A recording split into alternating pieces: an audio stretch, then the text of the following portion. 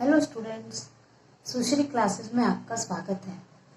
आज हम class 12th के बिजनेस स्टडीज का 3rd चैप्टर व्यावसायिक परिवेश या वातावरण में अगला टॉपिक देखेंगे। इसका अगला टॉपिक है भारत में आर्थिक वातावरण, इकोनॉमिक एनवायरनमेंट इन इंडिया। अब आर्थिक वातावरण एक बहुत व्यापक शब्द है, यानी इस आर्थिक वातावरण के अंतर्गत बहुत सारी आर्थिक क्रियाओं से संबंधित बातें आती हैं जो व्यवसाय को प्रभावित करती हैं। तो ये एक बहुत व्यापक शब्द है और इसमें अनेक कारक और शक्तियां सम्मिलित होती हैं, विभिन्न तरीकों से व्यापार को प्रभावित करती हैं। भारत के आर्थिक वातावरण में उत्पादन एवं धन के वितरण से संबंध रखने वाले वे विभिन्न कारक सम्मिलित हैं जिनका व्यवसाय पर प्रभाव पड़ता है। ऐसे बहुत सारे तत्व हैं भारत के आर्थिक वातावरण में जो व्यवसाय को बहुत प्रभावित करते हैं, जैसे देश में आर्थिक विकास की स्थिति, सरकार की आर्थिक नीतियां, आर्थिक नियोजन, आर्थिक सूचकांक, सूचकांक यानी निर्देशांक, और वित्तीय संस्थान। ये सारा मिलकर भारत के आर्थिक वातावरण को प्रभावित करता है। अब स्वतंत्रता प्राप्ति के बाद सरकार की नीतियों के कारण भारत में आर्थिक वातावरण में निरंतर परिवर्तन हो रहे हैं। आप सब जानते हो कि जब भारत स्वतंत्र हुआ है तो उससे पहले हमारी आर्थिक स्थिति बिल्कुल प्राचीन समय में तो बहुत अच्छी थी, लेकिन बीच में विदेशियों ने आकर हमारे देश में जो लूटपाट की और राजनीतिक शासन किया, उस कारण हमारे देश की आर्थिक स्थिति बिल्कुल खराब हो चुकी थी स्वतंत्रता के समय तक। फिर स्वतंत्रता मिलने के बाद आर्थिक नीतियां कुछ इस प्रकार की बनाई गई कि धीरे धीरे देश का विकास होने लगा। स्वतंत्रता प्राप्ति के समय जैसे भारत की अर्थव्यवस्था मूल रूप से कृषि और कुटीर उद्योगों पर आधारित थी, परंतु अब भारत की अर्थव्यवस्था व्यावसायिक कृषि और बृहद उद्योगों पर आधारित हो गई है। पहले जब यहाँ से हमारे 1947 को जब भारत स्वतंत्र हुआ, उस समय जो आर्थिक नीतियां थी तो हमारे देश में जो भी कुछ था उस हिसाब से नीतियां थी, क्योंकि कृषि प्रधान देश ये पहले से रहा है, इसलिए कृषि की कुछ नीतियां और जो लघु उद्योग कुटीर उद्योग थे उनके माध्यम से देश का विकास किया जाता था। लेकिन धीरे धीरे अब ये स्थिति है विकास के बाद में कि अब हमारा तकनीकी कृषि होने लगी है, व्यावसायिक कृषि होने लगी है, यानी हम ऐसी वस्तुओं का भी कृषि में उत्पादन करते हैं जो बाद में किसी बड़े प्रोडक्ट के लिए कच्चा माल तैयार करता है और वो व्यावसायिक कृषि हो जाती है। व्यावसायिक भी कृषि की जाती है और बड़े बड़े उद्योगों के माध्यम से आज हमारे देश का आर्थिक वातावरण बहुत अच्छा होता जा रहा है। स्वतंत्रता प्राप्ति के बाद भारत के आर्थिक विकास के उद्देश्य बेरोजगारी और गरीबी, बेरोजगारी दूर करना, गरीबी दूर करना, आत्मनिर्भरता लाना, आय और धन की असमानता को दूर करना, यानी अमीर और गरीबों के बीच जो खाई है पैसों की, उस खाई को दूर करना, पाटना, यानी अमीरों को ज्यादा रुपया मिलता है हमारे यहाँ और गरीबों को बहुत कम मिलता है।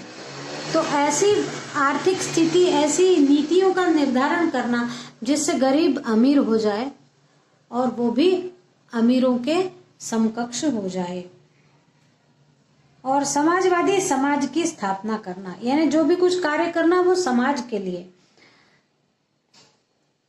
इन्हीं उद्देश्यों के अनुरूप देश का आर्थिक नियोजन किया गया।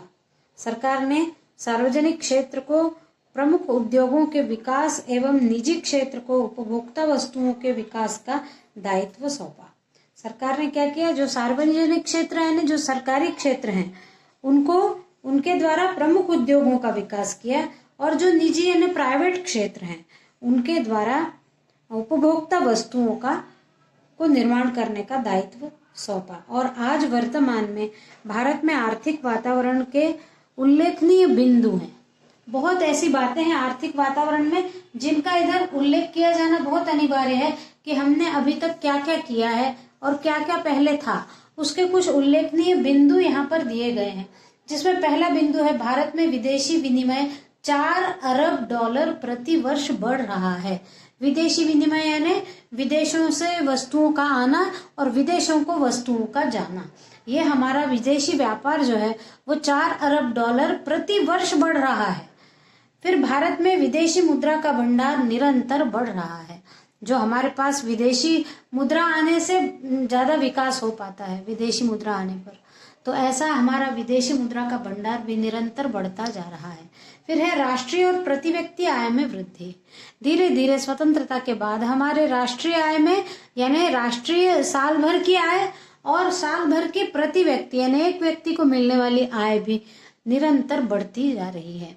गरीबी रेखा के नीचे आने वाले व्यक्तियों में कमी होती जा रही है। जो गरीबी रेखा के नीचे व्यक्ति हैं उन व्यक्तियों की संख्या में भी कमी होती जा रही है साल दर साल। फिर विदेशी व्यापार में वृद्धि। विदेशियों से व्यापार करने में हमारी वृद्धि हो रही है। फिर देश का पूंजी बाजार आर्थिक वृद्धि के आंकड़े दर्शा रहा है। देश में जो पूंजी बाजार है वो आर्थिक आंकड़ों में वृद्धि दिखा रहा है। ब्याज दर रिजर्व बैंक द्वारा दी गई है परंतु प्रतिस्पर्धा है, यानी रिजर्व बैंक प्रत्येक प्रकार के बैंक की ब्याज दर बताती है, तय करती है, लेकिन फिर भी कुछ बैंकें अधिक ब्याज की दर देकर प्रतिस्पर्धा करती है दूसरी बैंकों के साथ। इसलिए बैंक की ब्याज दर निरंतर बढ़ती जा रही है। ये थे हमारे कुछ आर्थिक वातावरण के उल्लेखनीय बिंदु। अब हम देखेंगे इंडिया विजन 2020 या इंडिया विजन 2020। ये इंडिया विजन 2020 एक दस्तावेज है जो योजना आयोग के द्वारा, हमारे यहाँ पर जो आर्थिक योजनाएं बनती हैं ऐसा आयोग योजना आयोग है, और योजना आयोग के द्वारा 23 जनवरी 2003 को अगले 2 दशकों के लिए यानी 20 वर्षों के लिए विकास के मूल्यांकन के लिए कुछ दस्तावेज जारी किए थे। किसने? योजना आयोग ने। इंडिया विजन 2020 नामक दस्तावेज जारी किए गए हैं जिसमें यह बताया गया है कि अगले 20 वर्षों में क्या क्या विकास हो जाएंगे। तो इस इंडिया विजन 2020 की विशेषताएं हैं। पहला है रोजगार में वृद्धि की ओर ध्यान दिया जाएगा, यानी 2003 में ये जारी किया था कि अब आगे रोजगार में किस प्रकार वृद्धि की जाए इस बात पर ध्यान दिया जाएगा। फिर प्रति व्यक्ति आय 4 गुना तक बढ़ाना, यानी अगले 20 वर्षों में एक व्यक्ति की आय आज जितनी है उसकी 4 गुना बढ़ाना होगा। कब तक? 2020 तक। 2003 में ये दस्तावेज जारी हुई है। फिर संतुलित पर्यावरण संरक्षण पर ध्यान देना, यानी पर्यावरण का संरक्षण करना भी आज की एक समाज की बहुत आवश्यक और महत्वपूर्ण बात है, क्योंकि केवल मनुष्य क्या कर रहा है कि पर्यावरण के सभी घटकों से केवल विदोहन कर रहा है। फिर यदि उस ऐसे ही विदोहन करते रहे तो कुछ वर्ष बाद पर्यावरण बिल्कुल खत्म हो जाएगा, मनुष्य का जीवन भी खत्म हो जाएगा। इसलिए संतुलित पर्यावरण का संरक्षण यानी 10 पेड़ काटे तो 20 पेड़ लगाएंगे, ऐसा संतुलित पर्यावरण संरक्षण पर ध्यान देंगे। फिर आर्थिक विकास में 9% प्रति वर्ष की दर से वृद्धि करना। आर्थिक विकास अभी जो भी चल रहा हो उस 2003 में चल रहा था उसका हर वर्ष 9% वृद्धि हर वर्ष होनी चाहिए। फिर सीधे विदेशी निवेश का हिस्सा कुल पूंजी निर्माण में बढ़ाना, यानी विदेशी जो निवेश हमारे यहाँ आएगा, जो विदेशी पूंजी हमारे यहाँ जमा होगी उस पूंजी को हम पूंजी निर्माण में लगाएंगे। फिर सकल घरेलू उत्पाद में वृद्धि, यानी सकल घरेलू उत्पाद यानी जीडीपी, उसमें वृद्धि करेंगे। हमारे यहाँ बनने वाले उत्पादन में वृद्धि की जाएगी। इस प्रकार इंडिया विजन 2020 ये भी एक महत्वपूर्ण प्रश्न है परीक्षा की दृष्टि से। आज का वीडियो हम यहीं समाप्त करते हैं। Thank you.